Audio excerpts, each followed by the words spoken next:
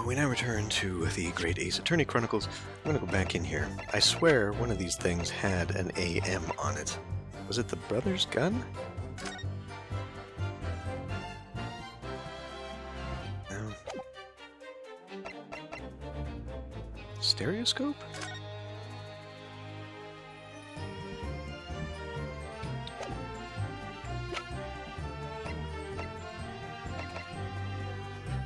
And this is the one that had the... yeah.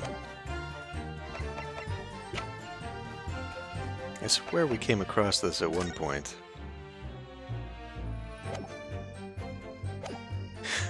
Well, anyway. Ashley Graydon's personal profile has been updated in the court record.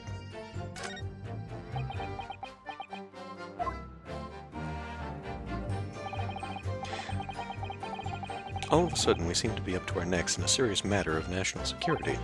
Although all this talk about interception of secret government messages is still just conjecture at this stage. It would explain a number of things, though, wouldn't it? Negotiation that Ginny overheard in the Omnibus 2 months ago and the break-in at Winterbanks. But the trouble is, it wasn't Mr. Graydon in the Omnibus with Mr. McGilded. No, that was Mr. Mason, the brickmaker, who was so horribly murdered. If only there was some link between the two men somehow. I know, but Mr. Graydon's testimony seems to be as watertight as ever. I wonder if the key to us making headway with the cross-examination here could be those two brothers, or the thing I have in my evidence. Yeah, oh, Jesus, do we have to do this again? Did we get to the end of this? I have no relation to the man. Is this where we present this now? Objection! Mr. Ashley Milverton.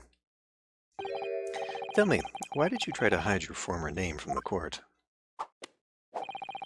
Because I haven't gone by that name for years. It means nothing to me. No, I don't think that's the real explanation at all. The truth is, you had a reason to hide that name. Explain yourself, please, counsel. I have here the notes from the Omnibus case, my lord, and as we all know, the victim, a man who we now understand to have been negotiating with McGilded. Yes, Mr. Mason, the brickmaker. That's right, only Mason wasn't his surname at all. It was his given name. His full name was Mason Milverton. Milverton? Do you mean to say a saint's alive?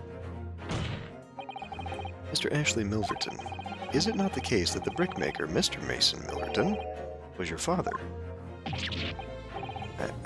I don't, as I believe I mentioned earlier, your family history will have been thoroughly checked when you joined the civil service, and it really would take no time at all for the court to subpoena those records.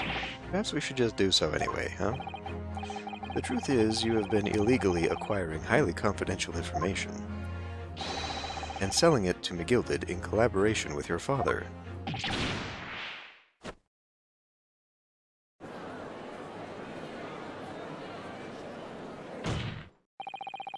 The new facts and evidence unveiled by the cross-examination of this witness all come together to reveal the truth.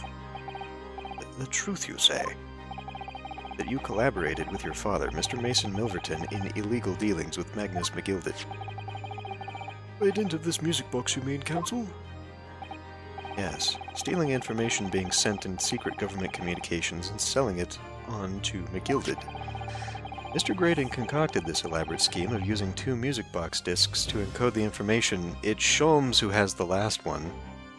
We're about to be presented with, aha, well done, but you don't have evidence, you don't have proof of this, and then Sholmes is going to sweep in and be like, I think I have the disc, let's listen to it. We're about the end of this one. Graydon concocted the elaborate scheme using 2 discs to encode the information, as presumably a safety measure against the information falling into the wrong hands. And a very effective one. I shouldn't have given the scheme any credence whatsoever. But the deal with McGilded went sour, and the brickmaker met its end.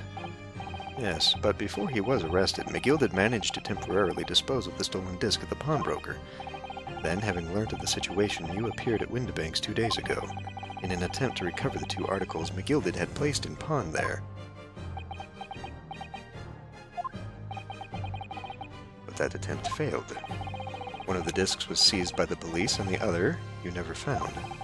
So that same night, you enlisted the help of the Skulkin brothers and broke into the pawnbrokery. This time, determined to recover the second disc. Are you suggesting that the second disc was inside the music box? Aye. We never knew nothing about that. On the night that Mr. Windibank was killed,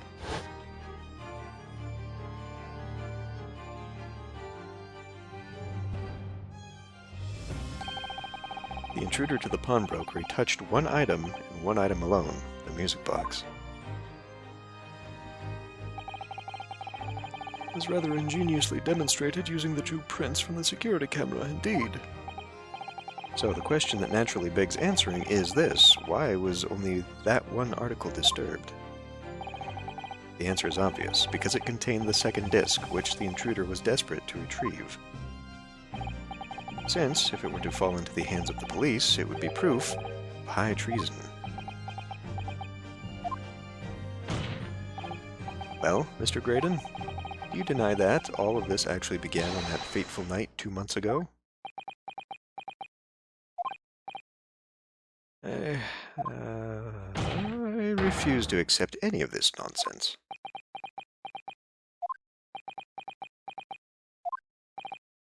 Sir,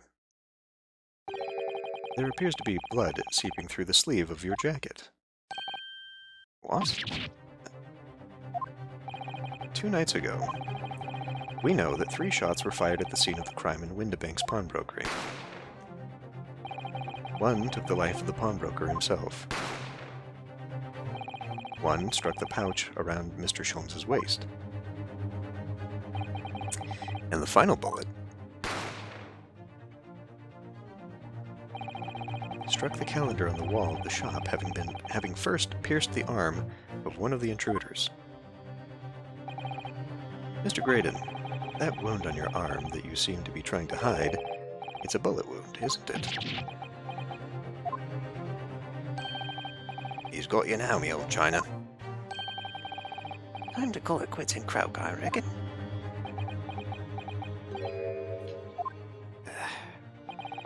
Don't acknowledge my presence there under any circumstances whatsoever. Those were my terms, remember, and I paid you handsomely to comply. Clearly, I was a fool to think I could trust some common backslum thieves. Fine, I admit it. I was there in Windibanks that night. I paid this pair 10 guineas to accompany me. And as you've noticed, I sustained an injury in the course of my adventures.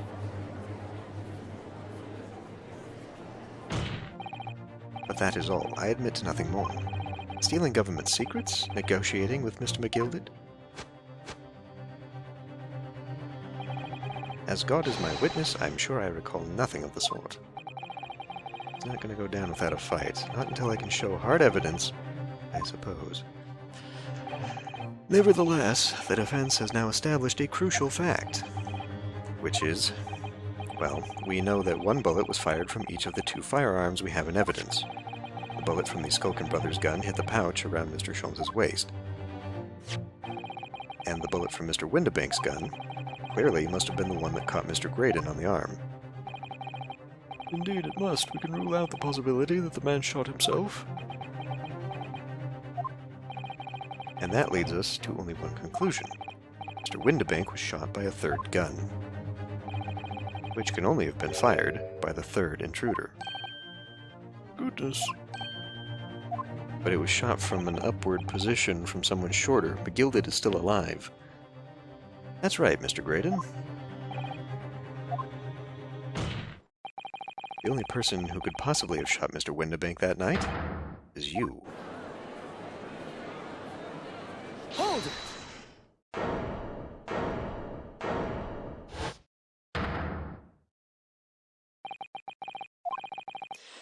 You little upstart.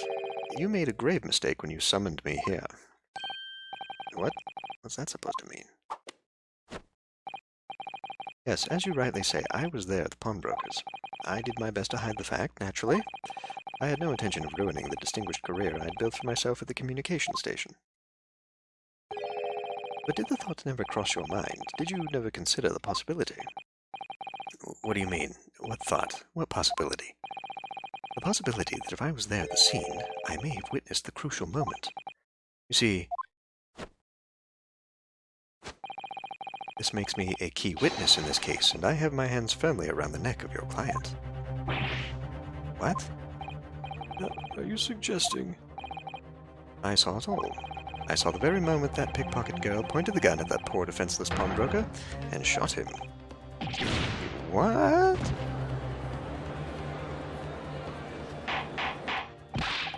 Order, order. Well, it would seem we are finally entering the last act of this theatrical trial. Mr. Drayton. Yes? I trust you are fully aware of the implications here.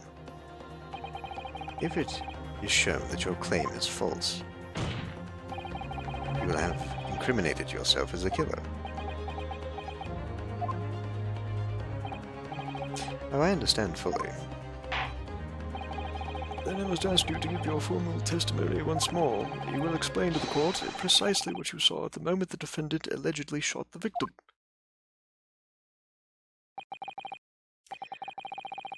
Nothing would give me greater pleasure.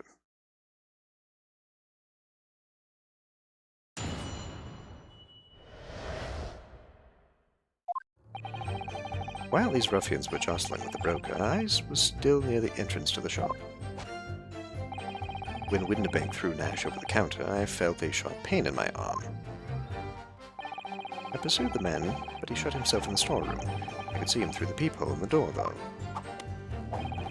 The accused, in the black coat, shot the man in the back as he was trying to flee to safety. I saw the blood spatter all over the wretched girl. Then she tossed the gun out of the peephole, so I picked it up and made my escape. Good gracious, this is quite extraordinary testimony. You claim, sir, under oath, to have clearly seen the defendant pulling the trigger.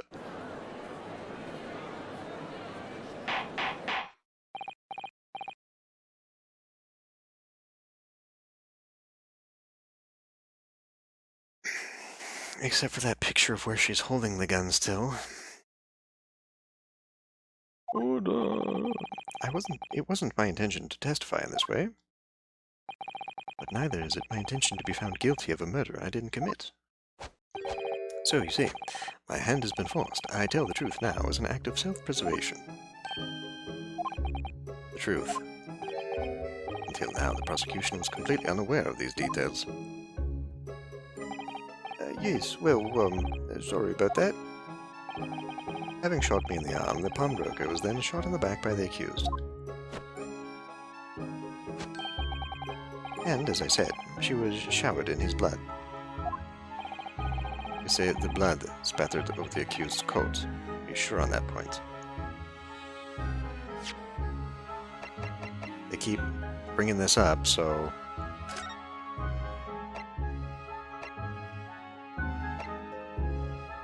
that means there would have to be blue blood all over her coat, yeah? Do we have this coat in evidence? We're gonna need it.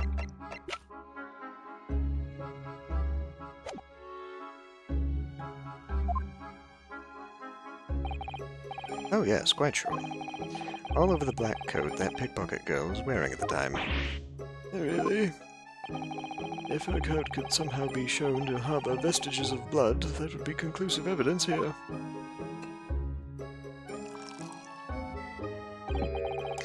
Such an investigation is entirely possible, my lord. What? Only very recently, a German scientist has developed a technique to identify human blood. So here's to true science, not some amateurish detective's dubious foray into the world of chemistry. There's nothing dubious about Hurley's work. His ideas are all sound. Ideas are no use to us here. In science, as in law, theories must be proven before they stand. In Germany, the technique has already been employed in the courtroom as the basis of evidence. Scotland Yard has a small quantity of the chemical reagent used, with your lordship's permission. We could shatter all vestiges of doubt within minutes. This doesn't look good, Runo. Why not? Well, we know, don't we, that there's blood all over the front of Ginny's coat. They test it with their chemicals. Oh, hell, you're right. I was forgetting what happened yesterday. Don't move, Ginny. I'm going to shoot. Oh, what color was it? I forget. Purple. But that's not Mr. Windibank's blood. That stain is from 2 months ago. That's Mr. Mason's blood from when he was stabbed by McGilded, who was wearing the coat at the time. My lord, the defense objects to the test proposed by the prosecution. Overruled. Well, Van Zeeks, make it so at once. With pleasure, my lord. And while we await the results, the defense may proceed with the cross-examination.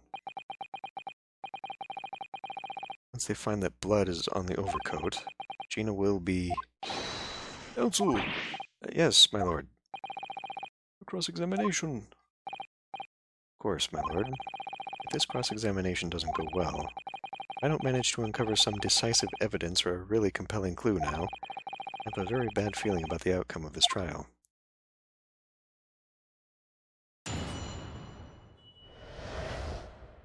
The moment of the shooting. While these ruffians were jostling with the broker, I was still near the entrance of the shop.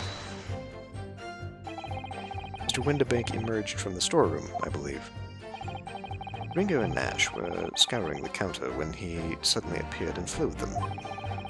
He already had the revolver in his hand. Fortunately, I wasn't too close.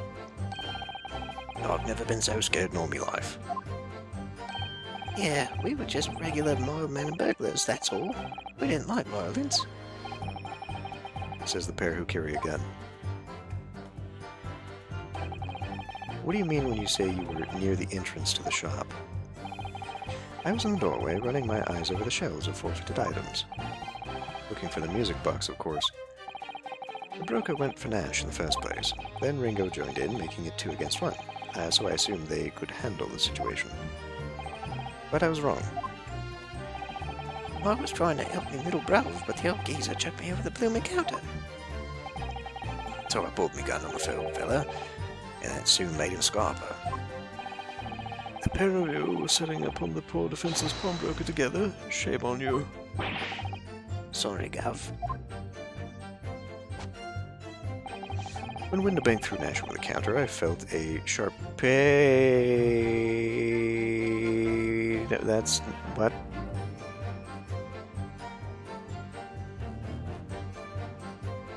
That's objectionable. You said I was trying to help. Did they both get thrown over the counter? Because it was Ringo that just said he got thrown over the counter, not Nash. Hold it! You mean that's the moment you were shot? Yes, though I didn't immediately realize what had happened, of course. Things crashed onto the floor from the counter as the 3 men were brawling. It was exactly that moment that it happened, so I didn't hear the gunshot. And the bullet went on to strike the calendar in the wall behind you. So it would appear. When I looked at my arm, I saw it was bleeding badly, so I wrapped my handkerchief around it. Seeing as I couldn't explain what had happened to the doctor, I had no choice but to wait for it to heal. I didn't imagine it would still be bleeding 2 days later. So Mr. Windibank intended to shoot you, do you think? Did Mr. Windibank intend to shoot you? Well, no, I don't imagine he even noticed I was there, to be honest. Perhaps the gun went off accidentally. Anyway, it didn't quite strike home. When I pulled my gun on him, he tried to shove me out the way. And then he scarpered through that door out back. At which point, what did you do? I pursued the man, but he shut himself in the storeroom. I could see him through the peephole in the door through. Hold it! I mean, you chased after him. I don't recall the reason why, but I ran after him to the back of the shop. And what about this peephole in the door you mentioned? Well, unsurprisingly, the storeroom's door is a solid job made of stout wood. What, there's a small opening in it that about a head fuck, we haven't done Gregson in so long I can't do it anymore. I'll let you see what's in there from the outside. Actually, I should know that, shouldn't I? I looked through it myself that night.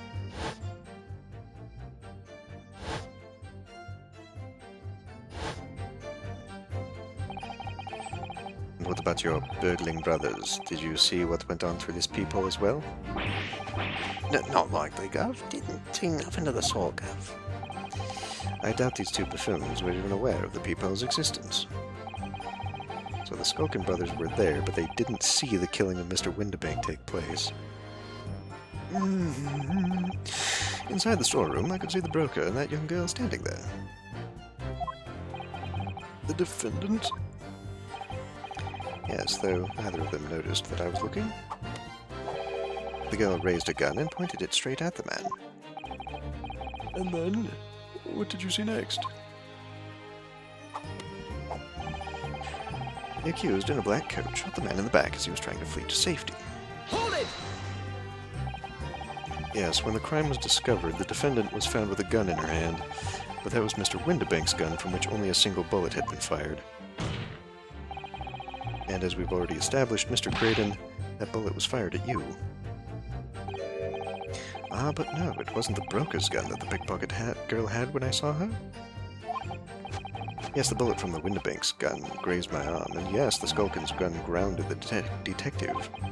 But this was another gun entirely, a third gun. The broker's gun was not the murder weapon, so clearly there had to be a third firearm involved. In other words, the accused must have had her own gun with her at the time. Objection! But no other gun was found at the scene.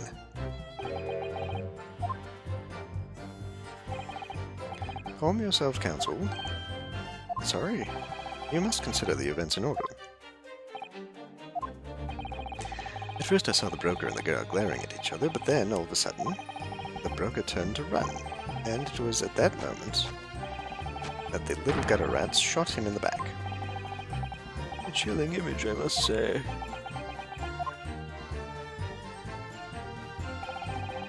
I saw the blood splatter all over the wretched girl. Hold it! All over her. Yes, through the peephole. I saw it clearly. Of course, the stains are invisible now, what with the coat being such a dark color. But I assure you, the garment is sullied with the victim's blood. Well, it is sullied with blood, that's for sure. But it's not Mr. Windibank's blood, is it? No, that's right. It's Mr. Mason Milverton's blood from when McGill stabbed him 2 months ago. It's so annoying. If they'd only accept Hurley's chemical analysis, we could prove it. But they won't, so unfortunately we can't use it as evidence to support our case. Rather bother. Yes, they love to remind you so you don't make a fool of yourself.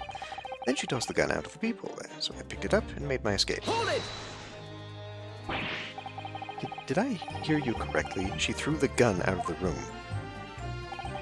That's right. After the broker fell to the floor, she started walking over. Over where exactly? In the direction of the storeroom door, to where I was watching. Of course, I quickly retreated, and then the girl dropped the gun through the peephole onto the floor on my side of the door. But why on earth would she do such a thing? I couldn't tell you. Perhaps she was hoping to distance herself from the murder weapon. Without thinking, I went and picked it up. I suppose I was worried about just leaving it there in case any more tragedies took place. So it was you, in fact, who took the third gun from the scene of the crime. Yes, it was yours truly. I left the clear-up to my lackeys and left. Clear-up. We'd made a bit of a mess round the counter, so Mr. Whistle and Flute there told us to tidy up. He thinks he's our bloomin' mum sometimes. Well, I was paying you enough, by God. Yeah. Tell me, Mr. Graydon, when you left the pawnbrokery that night, was it by any chance with the second disc in your jacket pocket? You little toe rag! You're like a bull at a gate, aren't you? Excuse me! Gentlemen.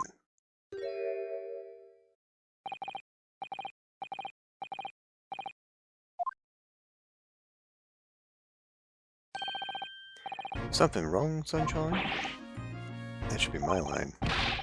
You do realize you were just violently shaking Mr. Skulkin.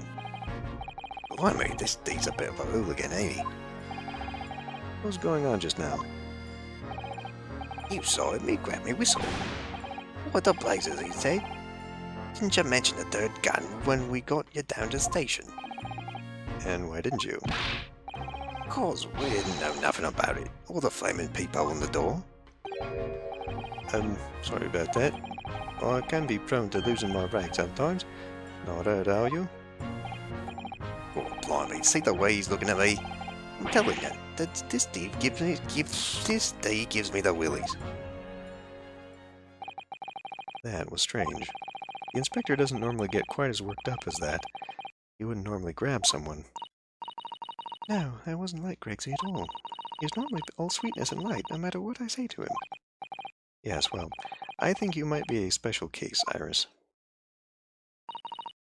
Well, anyway, that was definitely out of character.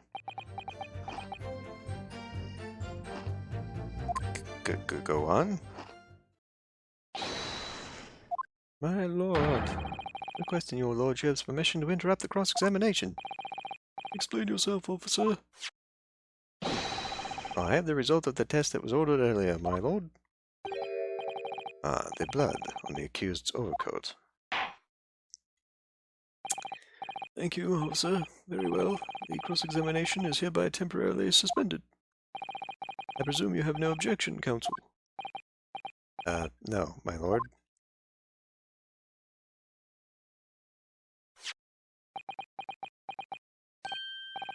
Well, there you have it. The report, please, Inspector. Yes, sir. Traces of human blood were found on the overcoat of the defendant, Miss Gina Lestrade. From the extent of the stains, it would appear that they were the result of spattering following a gunshot wound. End of report. Goodness me.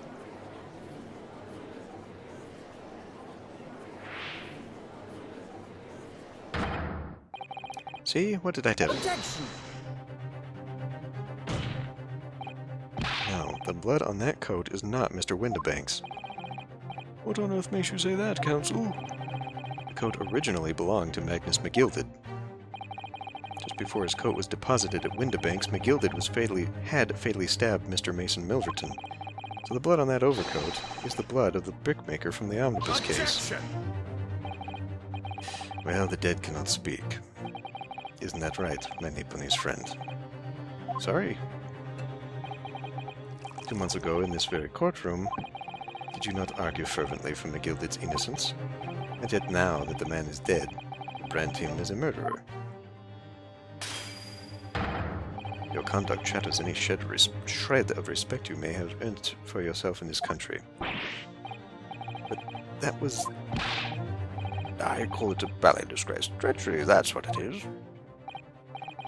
How to determine whether the blood on that coat is 2 months old or not? Even a stereoscope couldn't help the answer to that problem pop out. It can't be done. But we use Mr. Sholmes' specially formulated chemicals. Mr. Sholmes is a detective, not a chemist. Would you put such faith in a chemical formula devised by me, for example, when I'm a communications officer? I held out Perotsky to starving boy and he ran away crying. What? Pierogi, right? Sherlock Sholmes, he's barely more than a figment of the public's imagination. His name carries no weight in this courtroom. No weight at all. How could you say that? Victory is sweet indeed. This proves that my testimony is the whole truth from start to finish. How do you arrive at such a conclusion, sir? As the witness said, the accused's coat was spattered with the blood of the victim. The only way Mr. Graydon could possibly have known that fact is if he saw it happen. In other words, his testimony is solid, and the conclusion is singular. It was the accused who shot the victim in this case. That is the whole truth.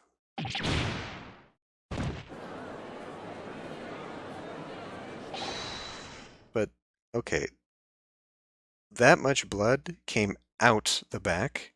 Why isn't it spattered over the back of what's-his-face's thing, then? My lord, been a long battle this one, but this old warhorse has something to say now, if you please. Mr. Foreman, as of this moment, sir, the squadron has reached its final decision. Ready, men? All for one now. Guilty. Guilty. Guilty. If it made that much blood, it would have been all over the back of Windibank's sweater, right?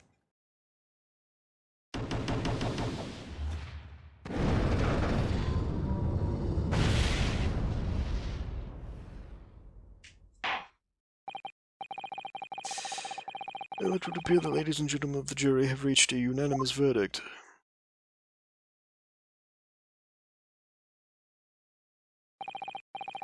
The defense has consistently failed to unpick this witness's testimony. As to any attempt you may make at unpicking the jurors' decisions being equally successful.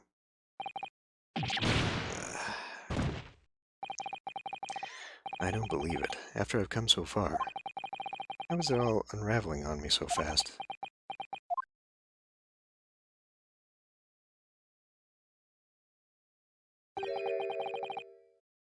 How very distressing to be held in such low esteem. Mr. Sherlock Holmes. Wouldn't you agree, Mr. Naruhodo? Officers, you've delivered the report now. That'll be all, thank you. It occurs to me with some regularity, Mr. Naruhodo, that scientific truths are determined not by science, but by none other than the human mind. I know that voice. Am I going mad? Ah!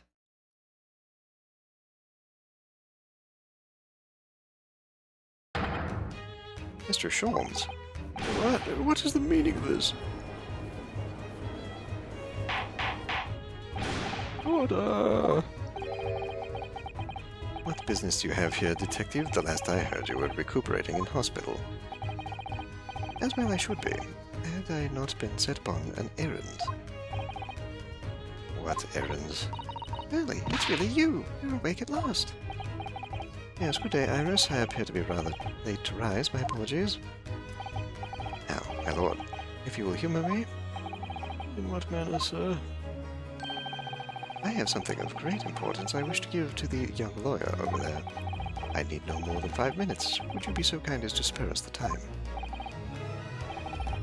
Now, what do you say to this, Lord Van Zieks? This trial has taken many hours of the court's time, having spent so long already. Exactly, having spent so long already, we don't want to go wasting any more precious time. As I was saying, having spent so long already, it would seem churlish to deny the defense of mere 5 minutes.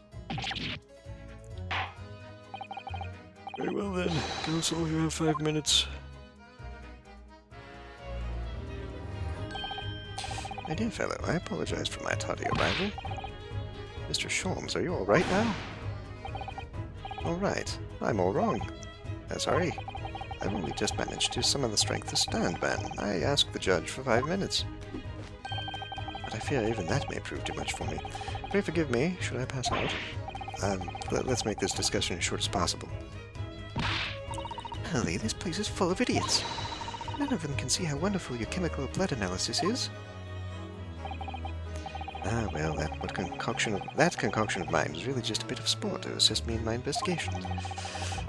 I never took the trouble to refine it for appraisal by the scientific community, an oversight on my part. Right, modesty? Surely not. But enough of that. I'm here to give you this, my dear fellow.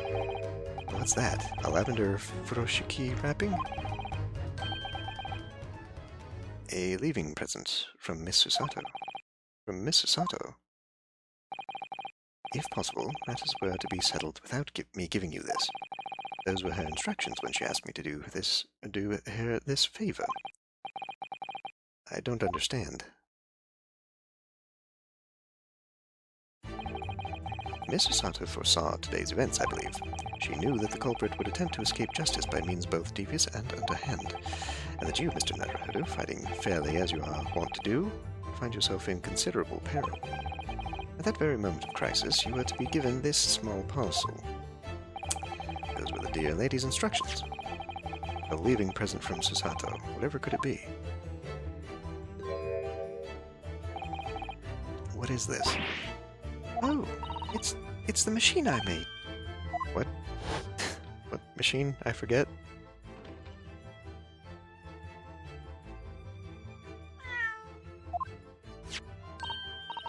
Look, I use this. It's my latest invention.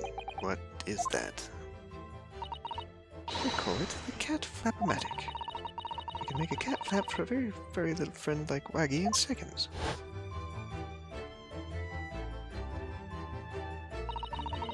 What's Susie up to? Miss Osato muttered the following words before she left. I'm a failure. I don't deserve to be a judicial assistant. What? Didn't she say something like that? You really are the best judicial assistant in the world. Well, that's extremely flattering. But I'm sorry to say that I've been a complete failure. Whatever did she mean by that, Mr. Sholmes? That night, when you left Windibanks in pursuit of the thieves, Miss Osato made use of this contraption for a certain purpose. She made the door and the peephole in the door? That is your answer, dear fellow. Not at all cryptic, then. Osato-san used this Cat Flappimatic that night, but why? It makes small flaps and larger doors to look inside. I mean, that's the testimony. That's the thing. Your 5 minutes is over. We're out of time already?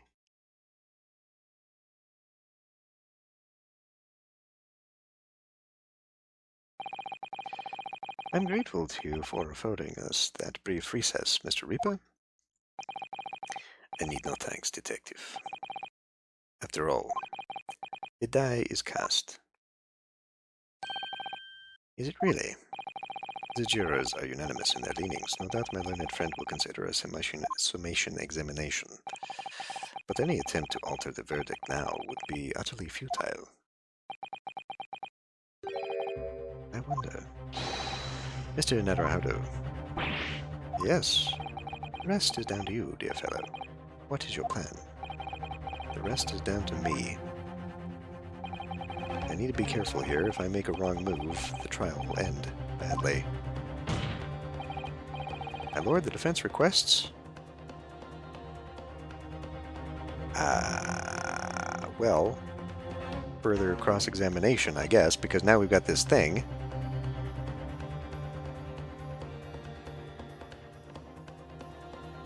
Right? We've got this thing now that would disprove his testimony then. Summation examination isn't going to do shit. We've already gone through one, so I'm guessing it's going to be this.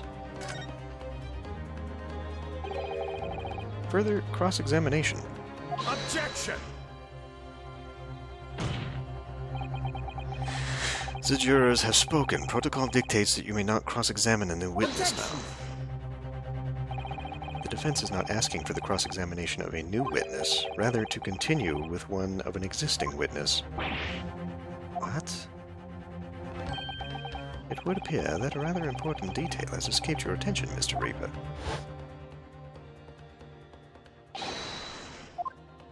Requesting your lordship's permission to interrupt the cross-examination. Thank you, officer. Very well. The cross-examination is temporarily suspended. I presume you have no objection, counsel. Oh. It was only suspended, it's not over yet. So nobody can say anything then. If Runo asks to resume this cross-examination of Mr. Graydon, The court. is obliged to allow it. This is absurd.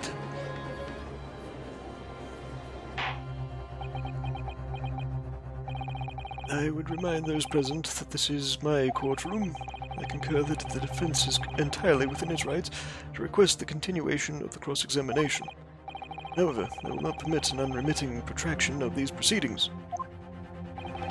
Therefore, I have decided to afford the defense one final opportunity in concluding the cross-examination.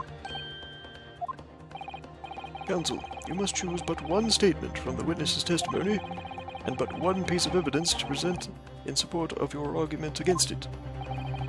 A single chance to present evidence. If, following that, the situation remains unchanged, I shall move to adjudication. Is that clear, counsels? You will not press the witness any further. My lord. Yes, my lord. A single statement and a single piece of evidence. Most generous. Well then, Mr. Naruhodo, It's high time I fell in a dead faint. I leave this in your capable hands. Mr. Sholmes?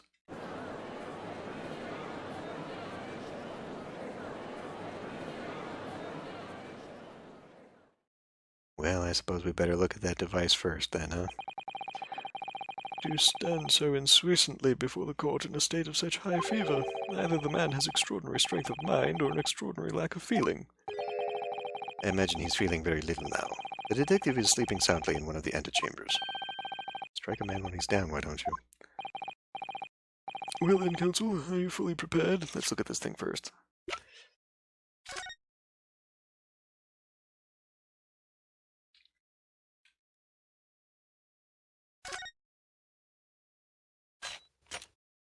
I mean, what in the 40K is this? Phew, those vicious teeth look like they could rip through almost anything. They're good, aren't they? They're made of a special alloy I developed just for this job. The cutter rotates 10 times a second, so it can get through any kind of door in no time at all. And what are the two parts at the top there? Those are for attaching hinges to the section of door that gets cut out. Right, of course. Nothing can match this machine for power. It can make mincemeat of even the toughest of doors. It sounds charming and friendly when you say that, for what it's worth. When you say what it's for, but it feels like the reality of the Cat Flappimatic is that it's a grim weapon of door destruction.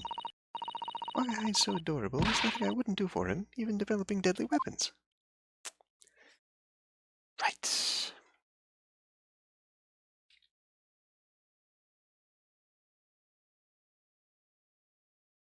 Well, it clearly had to have been held upside down then, eh? Nothing more to look at. Okie doke. Because if we look...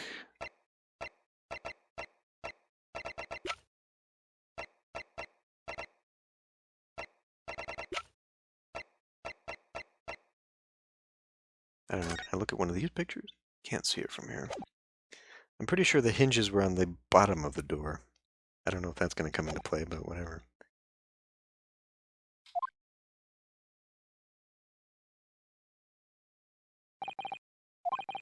Yes, one statement, one piece of evidence. I won't let Mr. Sholmes down, or Iris.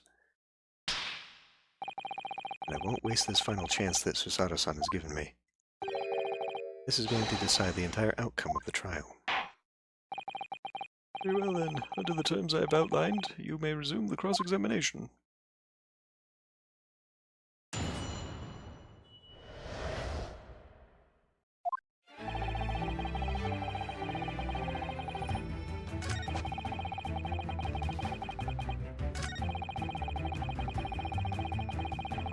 I could see him through the peephole in the door.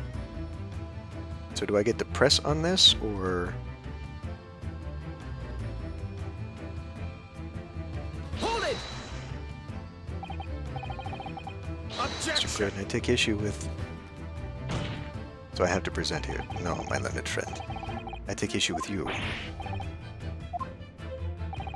His Lordship made it very clear that the defense is permitted to present only a single piece of evidence. The prosecution demands stern punishment for any mischief used to make more of this cross-examination. Indeed. Just desserts, counsel. Just desserts. Just deserts. Just deserts.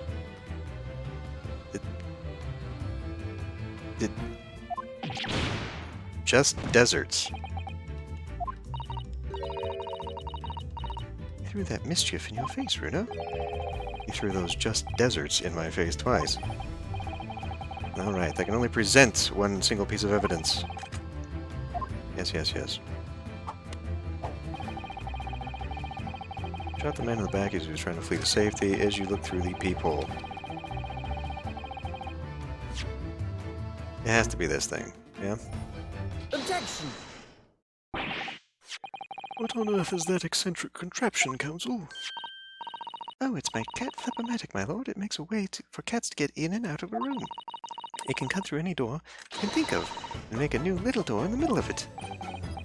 That's right, my lord. It's a device for creating so-called cat flaps. Small doors for cats to come and go as they please without their owners having to open the main door. I'm sure we can all work out that for ourselves. But that cat lover's contrivance has no possible relevance to this case. Oh, really? Of course it doesn't. To start with, there was no cat flap in the pawnbroker's door. Not being a keeper of cats myself, I'm afraid I fail to see what this has to do with the matter at hand. Perhaps it would help if I described its function another way, then. This contraption is able to create a peephole in any door you can imagine in practically no time at all. I beg your pardon? A peephole, you say? 2 nights ago, we arrived at the scene only minutes after the murder of Mr. Windibank had taken place. That's right. According to the paperwork at the yard, it was you, your Japanese assistant, and Sholmes. Yes, the 3 of us were together, and it's recently come to my attention that my assistant made use of this device at the time. Your assistant did what? There was a peephole in the storeroom door. I can attest to that. Because I looked through the peephole myself in order to see inside the locked storeroom. This is ludicrous. What are you trying to say? Of course there was a peephole in the door. I said as much in my testimony. How else would I have witnessed the crime, for pity's sake? Yes. How could you? What? Counsel, kindly say what you mean. Alright, it's time. Time to strike the final blow. What I mean is this, my lord. My assistant made the peephole in the storeroom door, and until such time as she did, the door had no hole in it to look through. No. So, I mean, I just want to point out, like, Objection! how do we have this being fully accepted, but not something that could easily be proven with the blood testing, right? Like, oh, we don't think that actually works. Okay, well, let me prick my finger here, and we'll try it out. You know, I mean, like, I don't... Oh, yes, it was my assistant. Where is she now? She's on a boat. I mean, you know? Anime, this is a farce. Are you really suggesting that the peephole in the door was... Yes, it was created only after the incident had taken place by my judicial assistant using this device. Your assistant tampered with the crime scene whilst being fully aware of the gravity of her actions. That is a most serious act of vandalism. Okay, but we're not talking about what's-his-face picking up the gun in his testimony? Oh yes, I scarpered off with some evidence from the crime scene. That's not a problem? For which I humbly apologize, my lord. It was in the few minutes that I left the scene in order to pursue the Skulkin brothers and alert the police. Nevertheless, in the light of this new information, it becomes apparent that Mr. Graydon's testimony is riddled with holes. No pun intended. Riddled with... Explain yourself, counsel. The majority of Mr. Graydon's testimony that appears to incriminate the defendant is based upon what he witnessed through the peephole in the storeroom door. Yes, that filthy girl shooting the man in the back. However, if at the time of the incident, that peephole did not yet exist in the door, there's no possible way that you could have seen what you claim to have seen. In short, your entire testimony is a pack of lies. Can we just get to the end of this? This is getting so convoluted. Order, is there any credence in this revelation? Objection! None whatsoever, as my learned friend must surely realize. Exactly. This is just some cheap trick designed to discredit me. I'm afraid not, sir. Well, of course it is. You seriously expect people to believe that anything is cut in the da-da-hu-da-ha-da? That's how we prove it. I couldn't see anything here, because there wasn't anything here. See, it's there now. But it wasn't there then.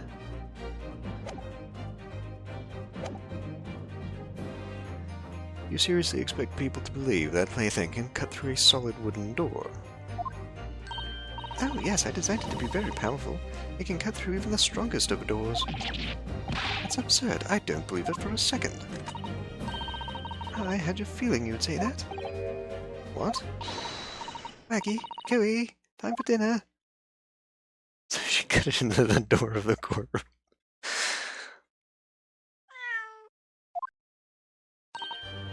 Well?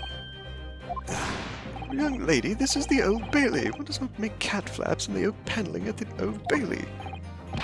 I'm not done yet, don't worry. I don't remember your accent, sir. This doesn't mean that the peephole in the storeroom door at Windibanks was made by your machine.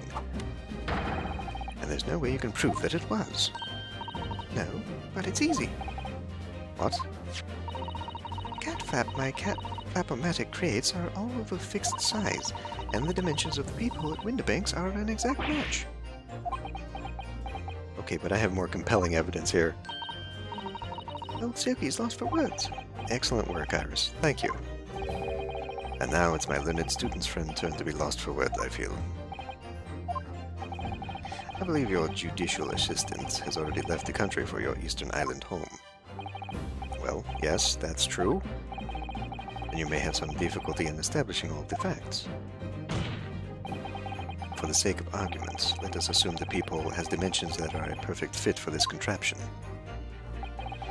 In that case, when was the peephole cut? The prosecution demands proof of your answer. What is the purpose of your line of inquiry, Lord Van Zeeks? It's very simple, my lord. The defense argues that the peephole was created after the incident using this device. But now that the perpetrator has returned to her native land, she cannot testify to the fact. There is no proof. And for as long as the defense remains unable to prove when the peephole was made, my learned friend's claim amounts to nothing more than a baseless accusation. Nanny? Indeed, that is so, Lord Van Zeeks. Well, counsel? Don't give up now, Juno. This is the time to create your own opening and force your way through. I don't know if I can do this, but I do know one thing. Susato-san is the greatest judicial assistant in the world. Very well. The counsel for the defense will present evidence to support the claim made. Proof that the peephole in the door of Windibank's storeroom was created after the event and not before.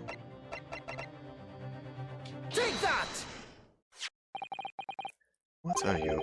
A print from that detective's infernal cameras again. My judicial assistant, Miss Susato Mikotoba, is an extremely intelligent and capable woman, which is why I never had any cause to doubt that she would have considered this scenario and made sure I had the necessary proof. And the necessary proof is this photographic print, counsel? This print shows a scene in the shop moments after the defendant entered the premises. Agreed. And it also shows the accused mercilessly wielding a gun in the direction of the defenseless broker. But more to the point, It pictures the storeroom door in the background. Let me see that print again. I don't believe it. This really is quite remarkable. The door to the storeroom is completely devoid of a peephole of any description. Mr. Graydon, you couldn't possibly have witnessed the crime as you claim to have done, because at the time it happened, there was no peephole in the door. In other words, your testimony is a catalog of lies.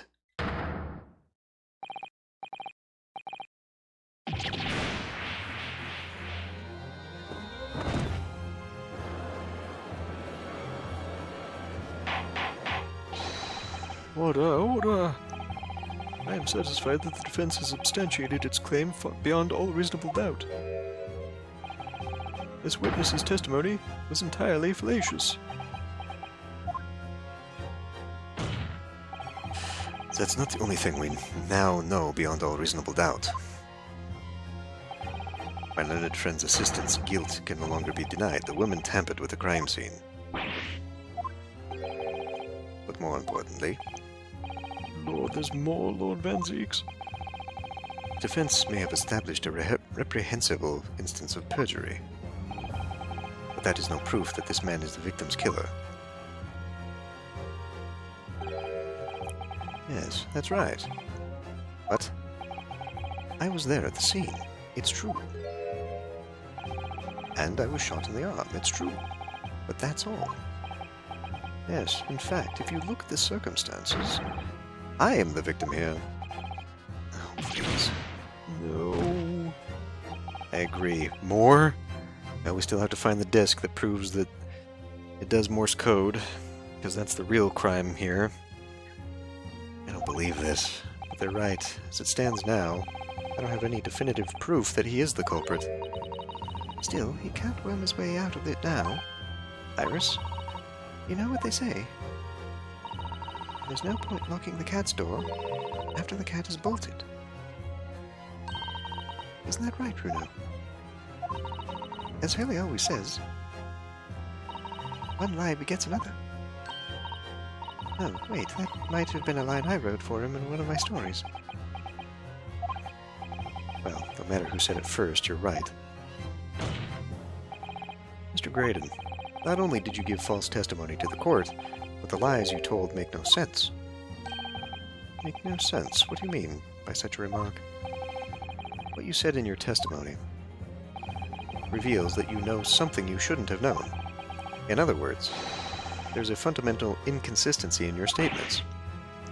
What? Objection! This is provocative talk, counsel. Won't you enlighten the court? Explain this alleged inconsistency. Iris was right. One lie begets another. How would he know that the man was shot? The inconsistency is revealed by the lies in the witness's statements. They show that Mr. Graydon had knowledge of something he shouldn't have known anything about, namely... I guess the bloodstains on the coat? Because that's... He could have known about the third gun, because he would have had the gun. The peephole, obviously. It has to be this. The bloodstains that were present on Miss Lestrade's coat. That's right, the victim's blood spattered all over her when she shot him. But how could you possibly have known that? Obviously because I saw her do it through the peephole in the... The point is not that you lied in your testimony, Mr. Graydon. It's the nature of the lie you concocted that is so revealing. You're not making any sense. Then let me ask you a simple question. How is it, Mr. Graydon, that you knew of the existence of the peephole in the storeroom door? What? Well, obviously I... Oh, it's all grey, son. Has the cat got your tongue, witness? The peephole in the door was made after the incident occurred, and once I returned to the shop having failed to catch the two burglars, Scotland Yard's investigators arrived immediately. Since that time, the police have been at Windibanks constantly carrying out their investigation. He's intercepted their investigation. Isn't that right, Inspector Gregson? Well, yes, of course. The place is chock full of pond articles, and my lads have to thoroughly examine them all. So I gave the order to have officers working around the clock in shifts so we could get through it all. And consequently, there is no way that you, Mr. Graydon, could have gained access to the shop. Therefore, you should have known nothing about the people in the storeroom door. So the fact that its existence forms the basis of your testimony is completely inexplicable. Objection! And yet the fact remains that Mr. Graydon did maintain that he witnessed the crime take place through the people in the door. How on earth is that possible? Could I have a word, please, Lord Van Zieks? Speak, Inspector. It's just that I really ought to be getting back to the station now to put in my report. And there's really nothing more I can add to this testimony, so if it's all the same to you... Permission denied. Oh. It's not all the same to me, Inspector. Not at all. You will remain exactly where you are until this trial concludes. Yeah, of course, sir. Mr. Graydon. You shouldn't have known about the existence of that people. Which can only mean that you must have been informed about it by somebody else. Objection!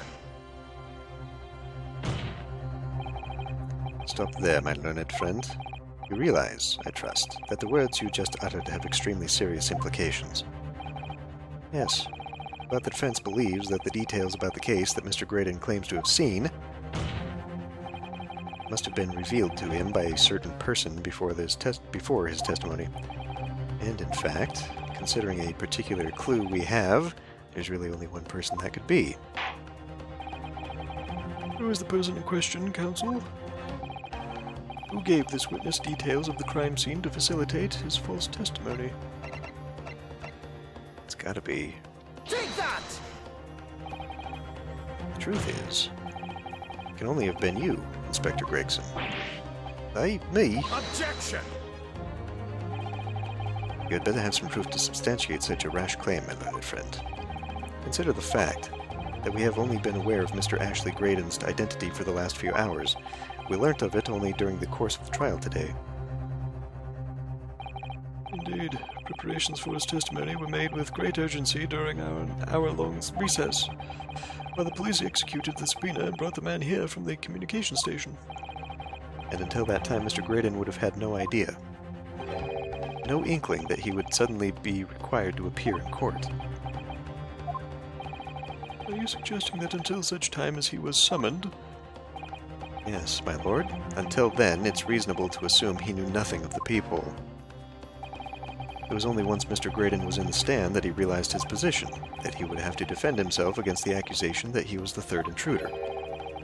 You're suggesting to the court that it was while this trial was in progress that he received the information, so that he could permit perjury in order to save his skin? Exactly. And the only person with knowledge of the investigation that he had any contact with is you, Inspector Gregson.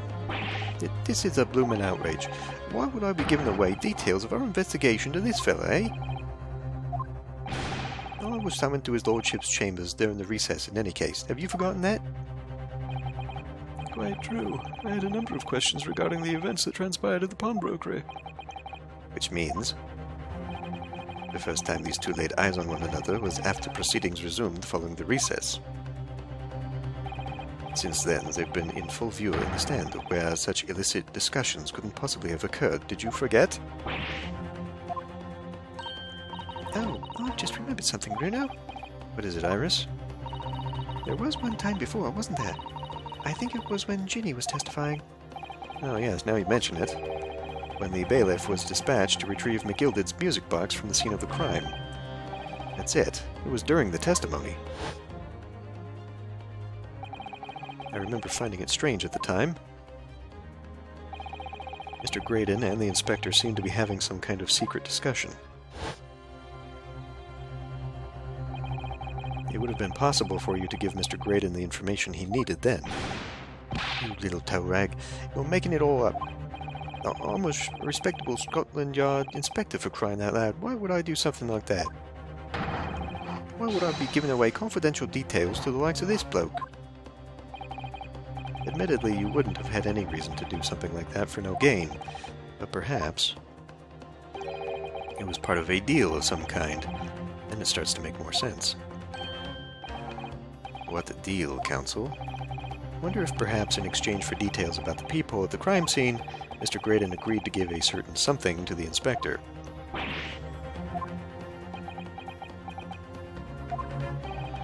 I'm sure I need not remind the inspector that, if found to be true, striking a deal of any kind with a witness would be considered a gross case of malfeasance. Well, Objection! It's becoming clear that jumping in with the accusations in this is this Nipponese student's specialty. I don't do that. But with the stakes so high, the prosecution is not prepared to listen to baseless charges. It is incumbent on the defense now to present evidence in support of this diabolical claim. Evidence? Just what are you proposing that the inspector demanded of the witness in return? The court must see proof of this alleged deal. Inspector Gregson really did strike a deal with Mr. Graydon. Then logically, there's only one thing he could have asked for. That must be it. Bruno, do you think it could be? Yes. It's the missing link that would join all the dots together in this puzzle. I must press you for an answer now, Counsel. What evidence explains the nature of the alleged deal that Inspector Gregson made with the witness? Well, this is literally the only thing left that we have, because we don't have access to the second music disc. This is literally the only thing that we have not used yet. Did he want to read it to see if he was in it? Is it so petty as that? Take that! This, my lord, this shows exactly what the deal between these two men was all about. Well, Inspector, what do you have to say for yourself?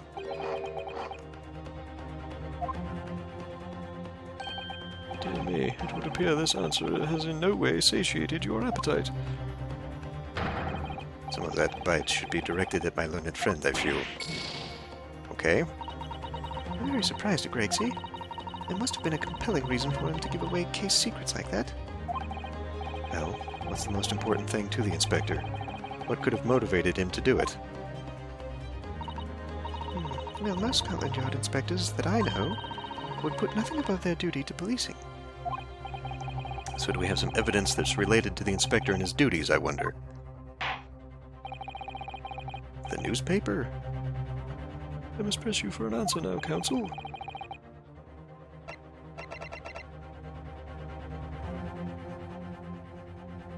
We were talking about headlines before, right? Take that! This, my lord? This show... Okay, well, apparently not.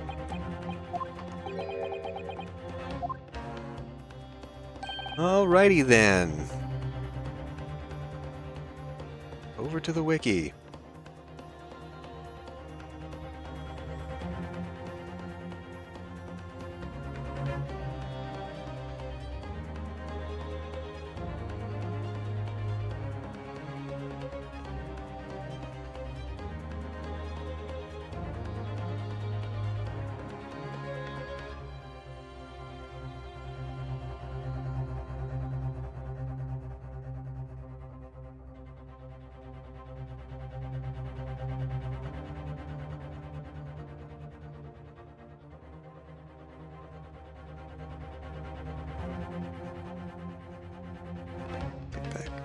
Get back over here.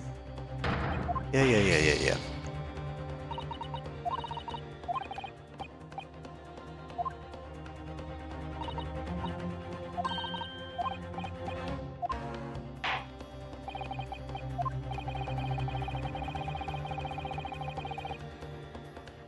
Okay, well, we don't have the other disc, but we do have this.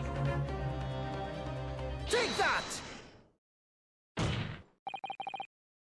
Inspector Gregson, besides this murder, is it not true that you've been working on another very important case? What are you getting at now, Sunshine? Is it possible that this other top-secret case is what's alluded to in this newspaper article here? The classified secrets being leaked overseas from the Ministry of Justice. How the bleeding Noro could you...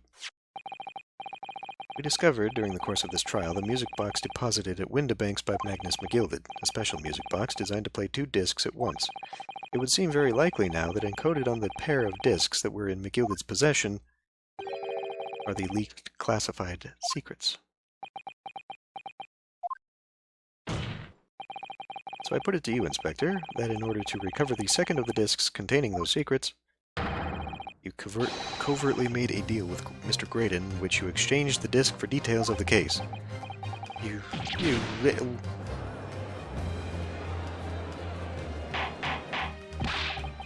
Order! On the day of the incident, when we met you at Windibanks, you said this. I'll be taking that whatever it is of McGilded's down to the yard, thank you very much, so hand it over. Don't give it to him, it's mine, it's mine! Right. Anything belonging to McGilded, taken into evidence now. Scotland Yard already knew at that time, isn't it right? Magnus McGilded was involved in the stealing of government secrets? My orders were cover the medium used to convey the secrets leaked from the Ministry, and do it on the QT, strictly hush-hush. As that explains why, when I presented this disc as evidence to the court, you objected so heavily, I presume. Because you knew that it contained highly confidential information. Well, I mean, not likely. I mean, I wasn't that sure of it myself. I realized there was a possibility, that's all. Inspector, surely you're not saying that in order to acquire the second of these music box discs, you did indeed reveal confidential details of the crime scene to the witness? To aid and abet this man in giving false testimony. There's no other way that Mr. Graydon could have known of the existence of the people. That's the only explanation. A deal was struck between these two men.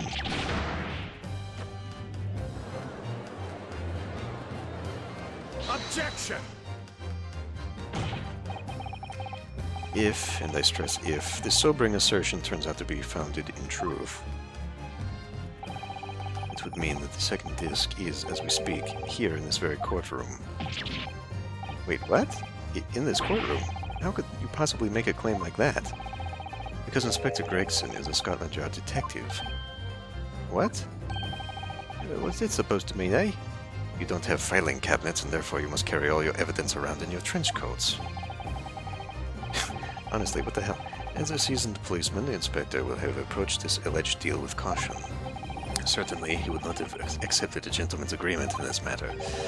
No, he would have insisted on having the article agreed upon in the palm of his hand. Gracious, then you mean to say... Inspector Gregson already has the item in question in his possession. He has the second disc actually on his person. The defense demands that the inspector is searched at once. Definitely. They could only have struck a deal with each other when Ginny was testifying before, and Gregsy hasn't moved from the witness stand since. My lord, please, order an examination of his personal effects immediately. Well, Inspector...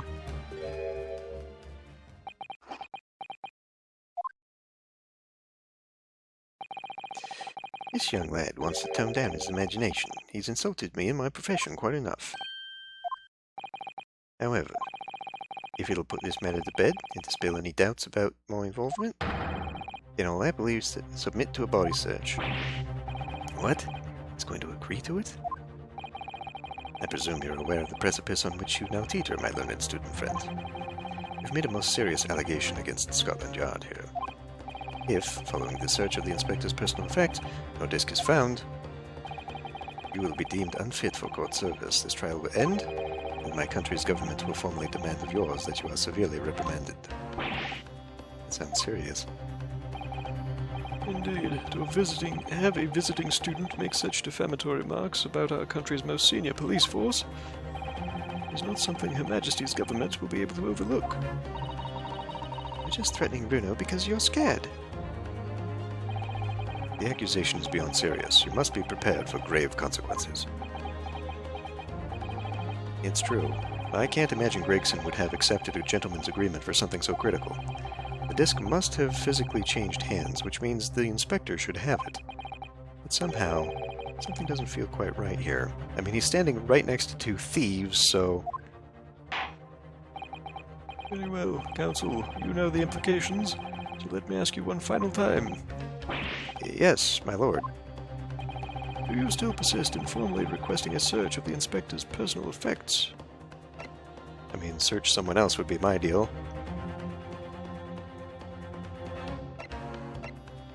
I mean, I think search someone else. Really search all of them. I've only got one pip left, and then the game's going to make me do it again. Which means I need to save. Which means we need to end this one here. I'll see you next time.